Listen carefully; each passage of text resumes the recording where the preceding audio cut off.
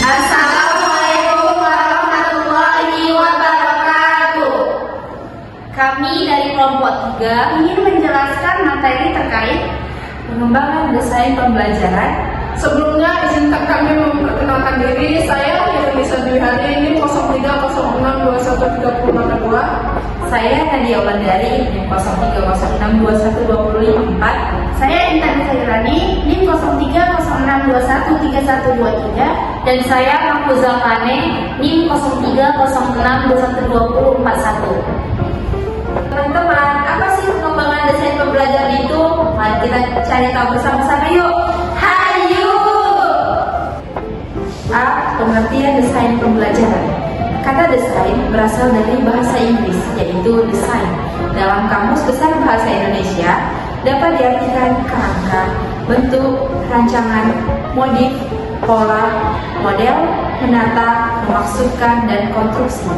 Dalam bahasa Arab, desain diartikan sebagai taskim, yaitu teknik mengatur sesuatu atau pembelajaran dengan cara yang sesuai dengan ketentuan kurikulum yang menjadi dasar pembelajaran.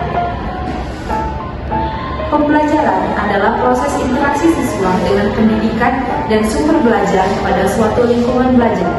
Dalam konteks pembelajaran, desain dapat diartikan sebagai proses sistematis untuk memecahkan persoalan pembelajaran melalui proses perencanaan bahan-bahan pembelajaran beserta aktivitasnya yang harus dilakukan, perencanaan sumber-sumber pembelajaran yang dapat digunakan serta perencanaan evaluasi keberhasilan.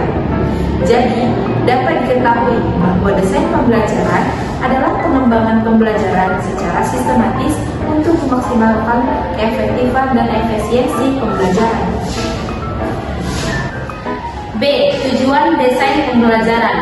Salah satu tujuan desain pembelajaran adalah untuk menghasilkan rancangan pembelajaran yang meliputi kegiatan program ataupun perangkat yang relevan untuk mencapai tujuan pembelajaran tertentu dengan memperhatikan secara komprehensif faktor-faktor yang mempengaruhi proses pembelajaran. Tujuan desain pembelajaran adalah membantu pemerintah untuk menciptakan peserta didik yang memiliki kemampuan mengembangkan kreativitas dalam dirinya. Tujuan desain pembelajaran adalah sebagai solusi terhadap permasalahan yang dihadapi siswa. Selain itu, desain pembelajaran bertujuan sebagai solusi terbaik untuk mendorong siswa dalam belajar mandiri, membuat rencana yang mudah dalam waktu dekat ataupun waktu tertentu, dan juga membuat rencana jangka panjangnya sesuai dengan pembahasan yang akan dibicarakan pada waktu tertentu.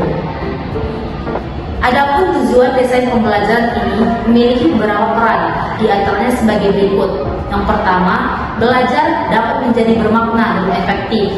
Kedua, tersedia atau bermanfaatnya sumber belajar. Dan terakhir, mengembangkan kesempatan dan pola belajar. C. Fungsi desain pembelajaran. Bagi sebagian orang, sebagai pedoman mengarahkan kegiatan untuk mencapai tujuan. Apa aja sih fungsi desain pembelajaran? Yang pertama, sebagai pedoman untuk mengarahkan kegiatan guna mencapai tujuan. Yang kedua, sebagai arketipe dan mendefinisikan peran dan kekuasaan untuk setiap elemen. Yang ketiga, sebagai petunjuk kerja pada item, baik item guru maupun item siswa. Yang keempat, sebagai alat untuk mengukur efisien kerja. Yang kelima, bahan untuk pengumpulan data untuk memastikan hubungan kerja yang seimbang.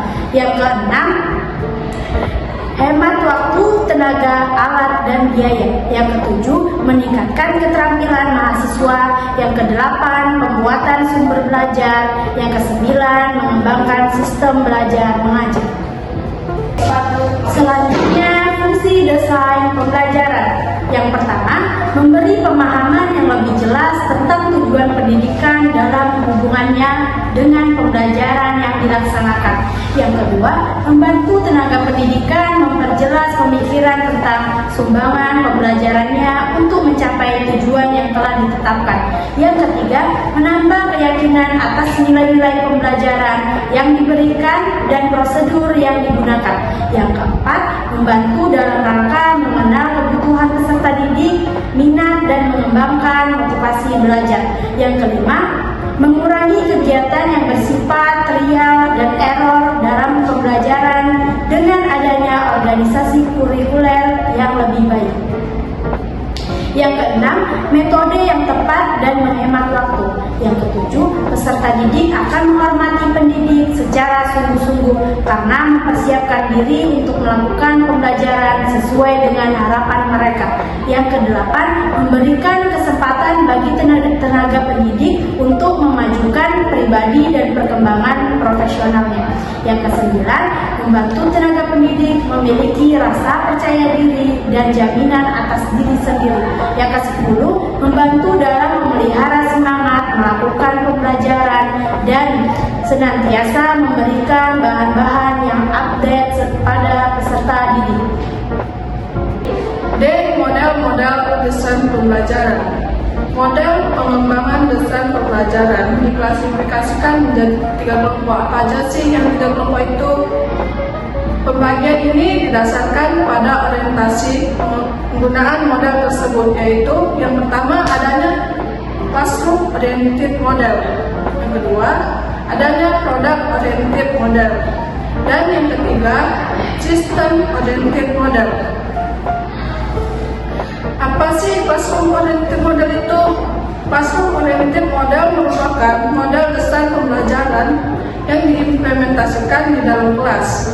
Model yang berorientasi kelas ditunjukkan untuk memenuhi kebutuhan para pendidik dan peserta didik yang akan aktivitasnya pembelajaran yang efektif dan efisien.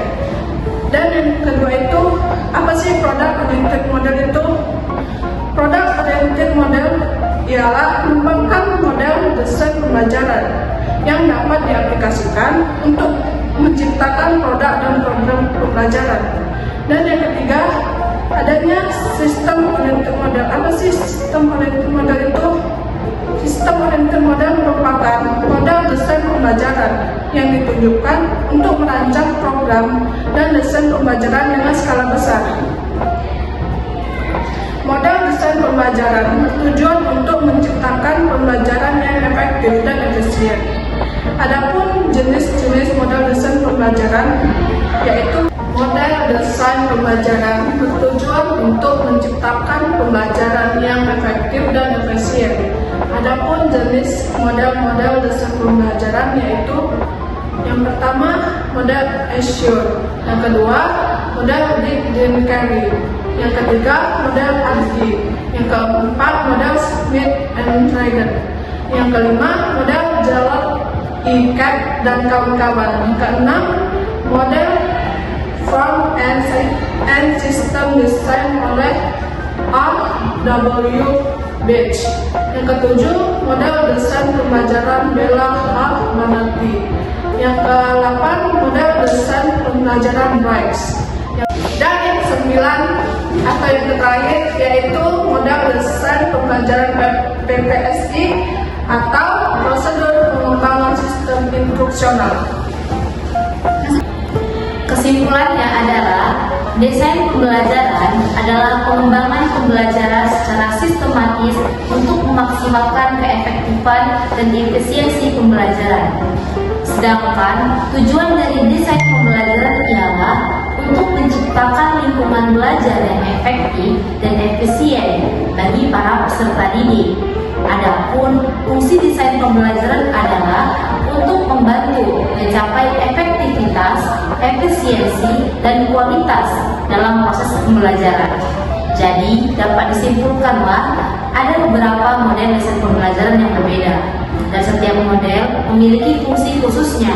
Setiap model desain pembelajaran memiliki tujuan yang berbeda dan dapat dipilih berdasarkan kebutuhan spesifik dalam konteks pembelajaran yang sedang dihadapi. Sekian penjelasan dari kami terkait materi pengembangan desain pembelajaran. Lebih dan